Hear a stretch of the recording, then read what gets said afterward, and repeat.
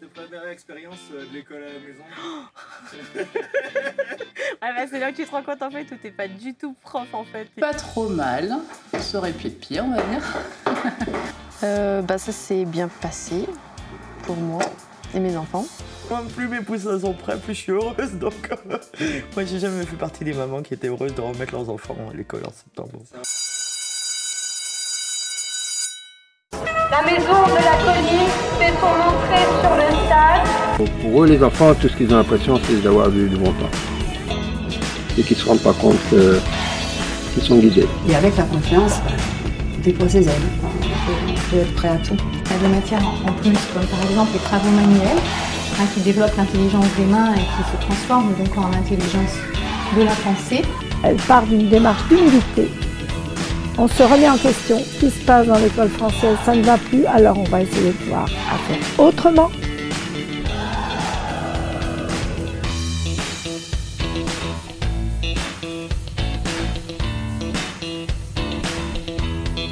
Donc je suis pas allée à l'école en fait.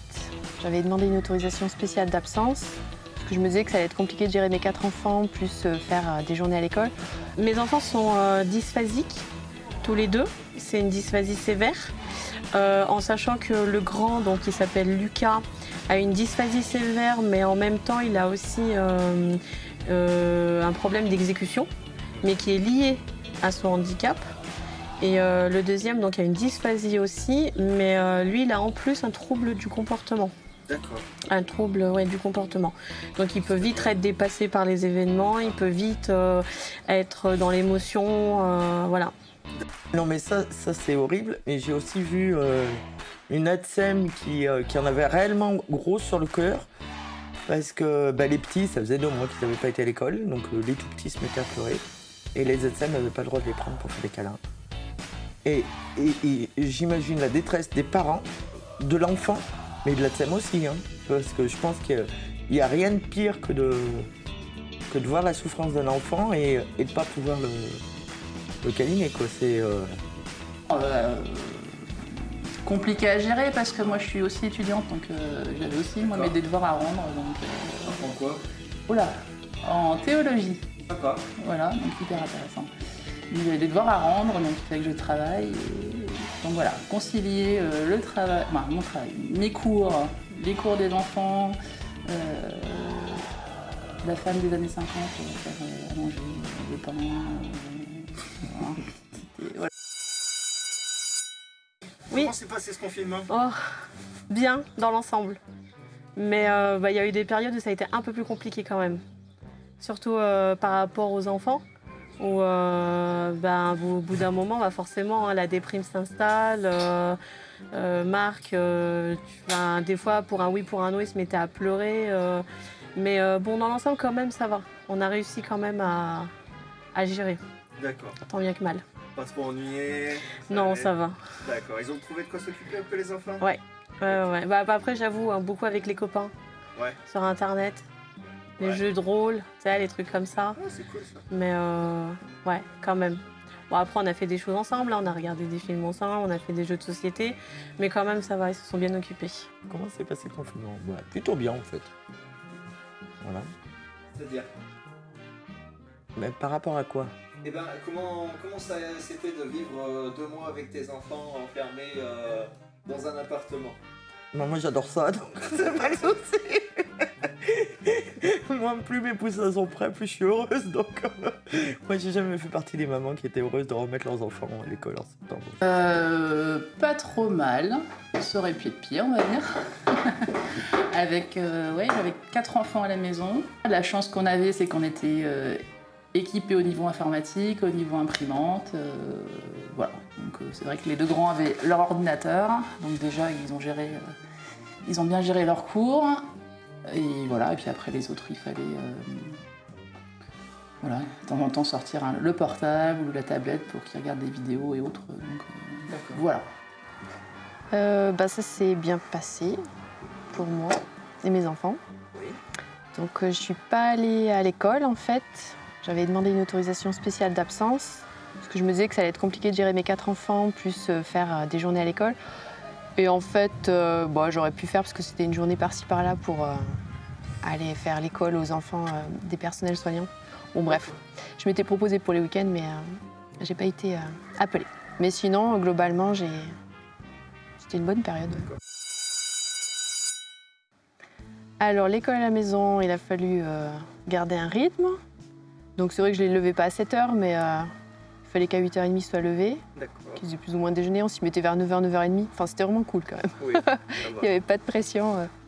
Et je travaillais plutôt avec le plus petit, vu qu'il était en CP. D'accord. Donc je préférais vérifier ce qu'il faisait. Et puis de lui-même, il ne s'y serait pas mis. Ouais, un peu moins autonome. Voilà, moins autonome. Après, l'aînée, elle a géré toute seule. Aller sur l'ordinateur, télécharger ses documents, il n'y a pas eu de souci. La troisième qui a 10 ans, elle en a fait pas mal toute seule aussi, mais il fallait quand même que je vérifie régulièrement. Et puis c'est le deuxième, voilà, il avait un peu plus de mal à s'y mettre. Ah bah, c'est là que tu te rends compte en fait où t'es pas du tout prof en fait. Et c'est un métier. Ah ouais, c'est quelque chose quand même. Hein. Et encore ça va, on n'avait pas non plus des vrais cours. Mais j'avoue, sur certains domaines, c'était compliqué quand même. Hein. C'est quoi qui était compliqué? C'est le fait de devoir répondre à ce que l'école vous demandait de faire, vous, à la maison, ou simplement de trouver ce qu'il y avait à faire Non, mais après, c'était bien expliqué. De toute façon, ce qu'il y avait à faire, t'avais la leçon, t'avais l'exercice. Après, c'est comment expliquer, en fait. Comment faire comprendre à l'enfant quand t'as des nouvelles leçons. Et que forcément, nous, on va forcément expliquer d'une façon qui ne sera pas forcément comprise et expliquée de la même façon à l'école. Donc là, c'est là où il faut arriver en fait à bien s'adapter à l'école et à faire en sorte qu'on ne perturbe pas trop l'enfant non plus, quoi. D'accord. Qu'est-ce qui t'aurait manqué pour toi pour que ça se passe comme tu aurais voulu que ça se passe? Je sais pas. Franchement, je sais pas. C'est des outils pédagogiques ou plutôt des choses un petit peu plus clés en main, tout près ou... Bah, je pense que déjà des choses toutes prêtes auraient été mieux adaptées déjà pour l'enfant.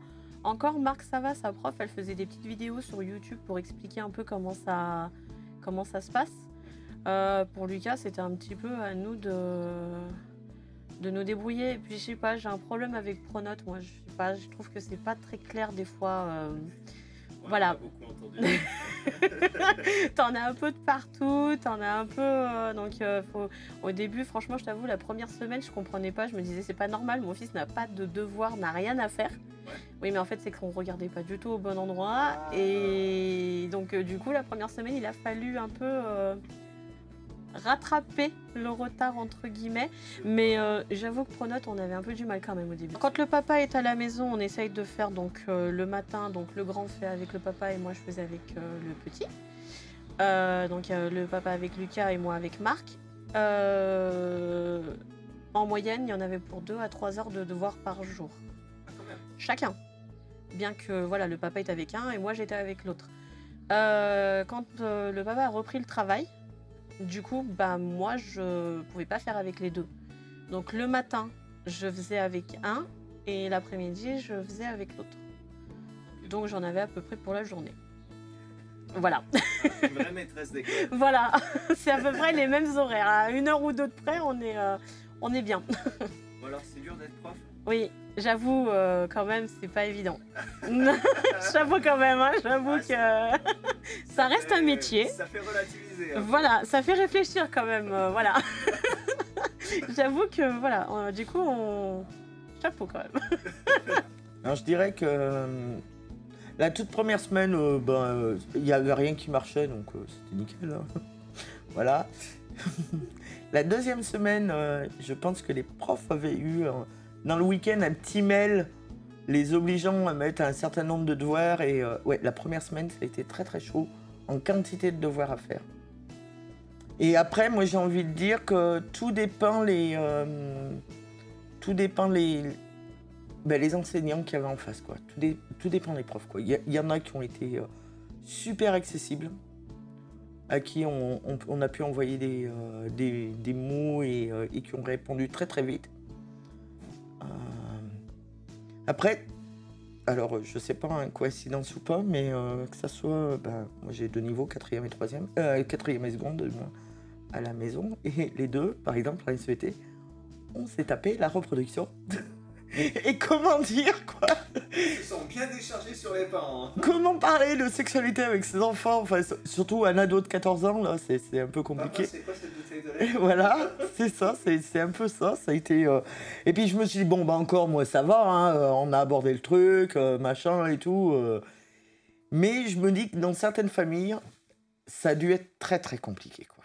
Maths, hein, les exos de maths, je pense que c'est le corrigé qui va avec le livre de maths. Et en fait, dans une dizaine d'exercices, on trouve au moins 6 erreurs, quoi. Donc je me dis, ça par exemple, c'est dommage, quoi, que les profs de maths n'aient pas corrigé eux-mêmes les exercices, quoi. Qu'ils ont balancé la correction qui va avec le livre, hein, je pense que c'est ça. Et en fait, c'est bourré d'erreurs. Moi, au début, je me suis dit, ils font exprès de mettre des erreurs dans les corrigés pour voir si les parents corrigent vraiment les exercices, quoi, en fait. Et en fait, ouais, c'est très, très rigolo, quoi, parce que je me dis pareil. En fait, mon maths, ça va, je gère, donc... et je suis capable de voir que la correction est fausse. Puis je me dis, certaines familles, peut-être qu'il y a des gosses qui se sont pris une charge en se disant non, mais là, c'est comme ça, c'est ça la correction, et alors que l'enfant avait juste, en fait. Et qui, du coup, il a dû corriger faux. Agréable, je sais pas si c'est le mot. Non, compliqué à gérer parce que moi je suis aussi étudiante, donc j'avais aussi moi, mes devoirs à rendre. Nous aussi on a été malades, mais à la fin du confinement, donc le jour du déconfinement, mon aîné a été malade, donc lui il s'est fait 11 jours au lit. Et voilà, et puis moi nickel, malade pour ma semaine d'examen, donc j'ai fait mon oral de latin depuis mon lit. Voilà, mais bon, ça a été validé. Et donc j'ai validé ma 2e année, donc c'est bien. Donc, voilà. Donc voilà, après, quoi dire, au niveau primaire, clairement, c'était bien organisé. On a vraiment l'enseignante des CE1 donnait les cours, donnait un programme de la semaine avec des fiches de travail, et un emploi du temps type. Voilà. Bon, il faut dire que quand même, mon fils de CE1, par contre, pour le mettre au travail... Galère? Ouais, galère. Je pense qu'on a quelques hyperactifs, quelques TDAH dans la maison, donc aidés au potentiel. Donc lui, un bon TDAH, donc fallait vraiment que je reste à côté de lui, parce que sinon, dès que je partais, il avait changé de pièce. Voilà. Après, le travail était fait. En moins d'1 heure, le travail était fait, quoi. Je pense que quand même la chance, c'est qu'ils sont efficaces, mais il faut vraiment s'y mettre. Ouais. Et ma fille, donc ma fille Caroline qui est en CM1, là l'enseignant donnait la veille pour le lendemain du travail. Voilà, le travail à faire pour la journée.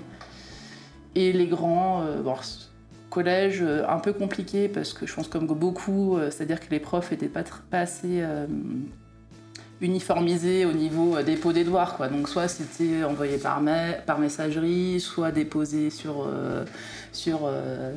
l'espace de travail, soit encore sur un autre truc. Donc il a fallu du temps pour comprendre comment chaque enseignant fonctionnait. Et voilà.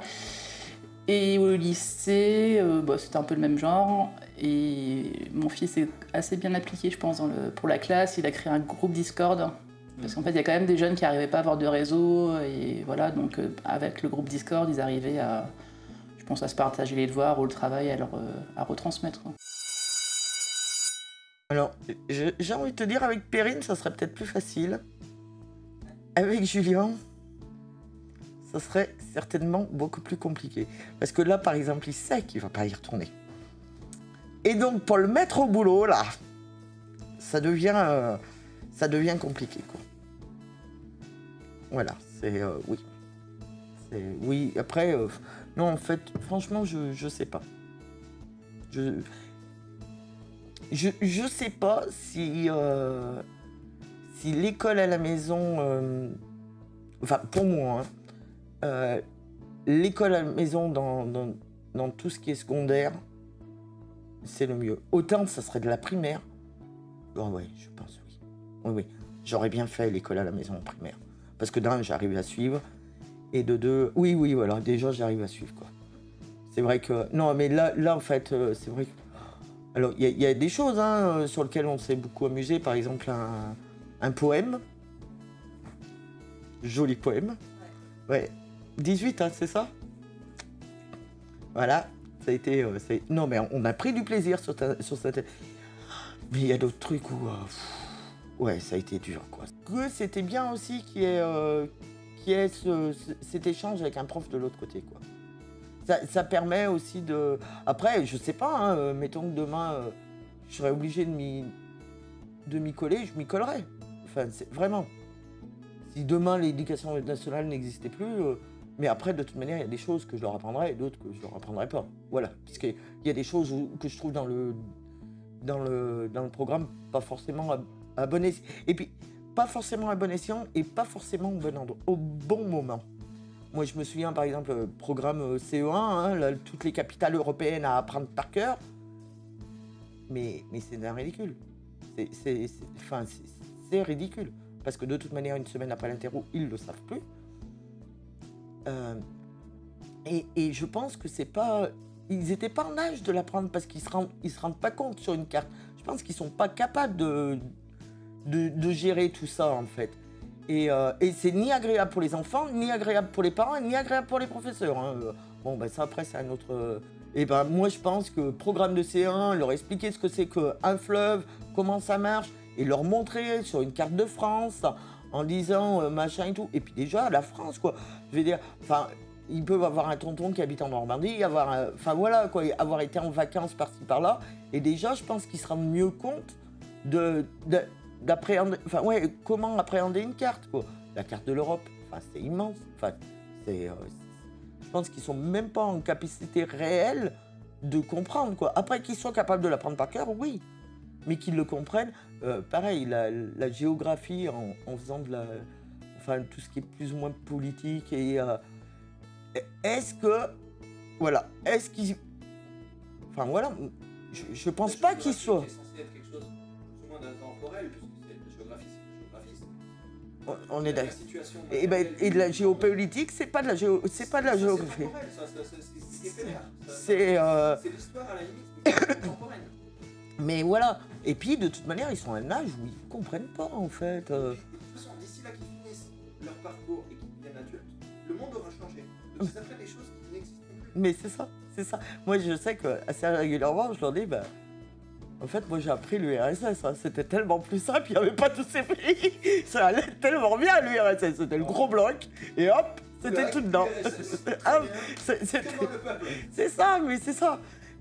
Oui, mais mine de rien, pourtant, je suis pas non plus un dinosaure, hein, mais il y a des choses que moi, j'ai appris petite qui n'existent plus, quoi.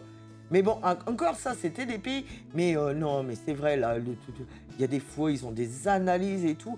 Et en fait, ils s'en foutent parce que... Enfin, oui, ils le font parce qu'il faut le faire, quoi, mais ils s'y intéressent pas. Mon deuxième a fait une phobie scolaire. Donc à un moment, la question s'était posée de l'école à la maison. Honnêtement... Si tu avais les bons outils, par exemple. Bah, les bons outils, je pense les avoir. Non, je veux dire, si vraiment matériellement on t'amenait des choses intéressantes, une gamme de produits ou de choses comme ça, mais qui te permettent de le faire dans le confort, tu vois. Ouais, moi je pense que je suis capable d'accompagner. Ouais. Moi, on va dire que voilà, mes enfants ils ont de la chance, c'est-à-dire que on va dire, du primaire à la terminale, voire après, je suis capable de les aider. Voilà, même en latin, tu vois. Voilà. En latin, ils ont eu droit chacun à une explication sur un cours en latin. Je pense pas que tous les parents puissent expliquer un travail de latin. J'ai fait de l'allemand, il faut de l'allemand, j'ai fait de l'allemand. Donc voilà, en sciences, voilà, je suis entre guillemets capable de les aider sur plein de choses. Après, c'est plus... moi, ce qui leur manquait, je pense, surtout mon deuxième, c'était le côté social. Ouais. Voilà, le côté social. D'ailleurs, lui, il est retourné en juin. Je pense quand même que le contact avec les autres, voilà. L'aîné, clairement, lui, purement scolairement, ça lui a très bien convenu, parce que je pense qu'en cours, parfois, ils doivent un peu s'ennuyer. Oui. Si je peux, voilà.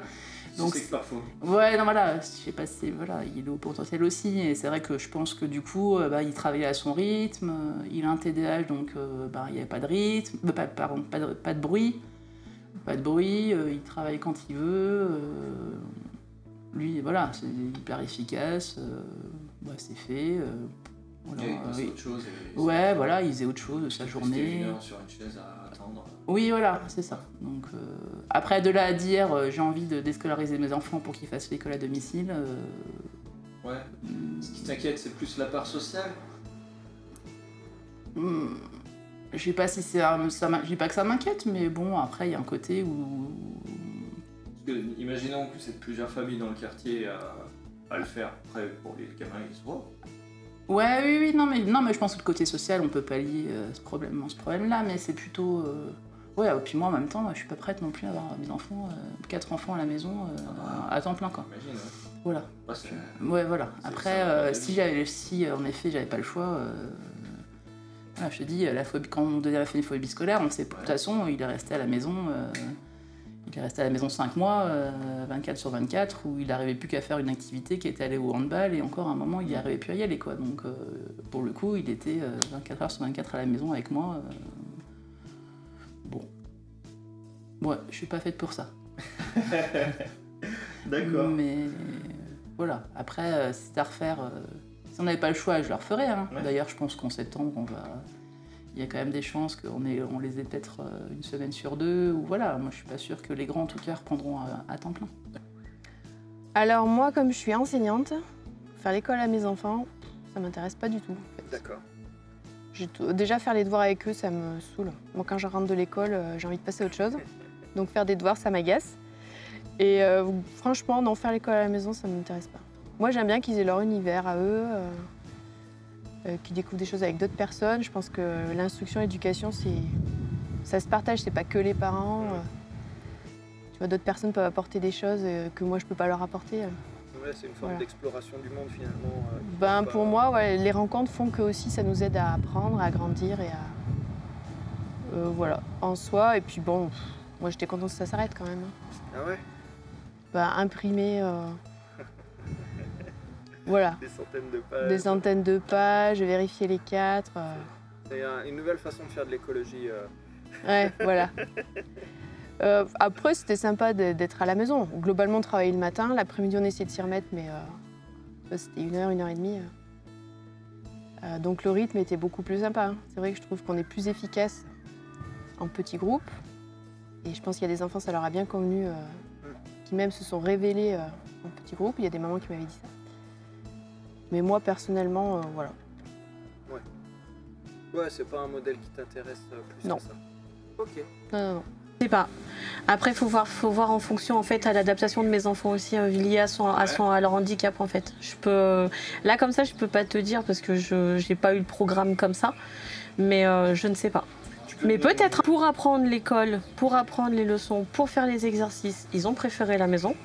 Ouais. Pour tout ce qui est social, par contre, tout ce qui est copains, les jeux, tout ça, là, l'école leur manque. Mais j'ai pas vraiment l'impression que ce soit l'école même qui les... c'est pas le milieu de l'école qui leur manque. Voilà, c'est surtout tout ce qui va autour de l'école. Toi, ce que tu as préféré, c'est quand même quand il y a l'école. Tu préfères ce système-là? Je préfère, oui, parce que je trouve quand même qu'ils ont besoin quand même d'un autre contact. Après, voilà, ils étaient contents qu'on fasse école avec eux et qu'on leur apprenne quand même différemment. Ce qu'ils ont apprécié, c'est que comme ils étaient seuls, on était derrière, donc on pouvait les aider. C'est sûr que bien qu'ils aient tous les deux une AVS à l'école, forcément, dans une classe de 28, l'AVS ne peut pas toujours être derrière eux. Et ça, c'est compliqué.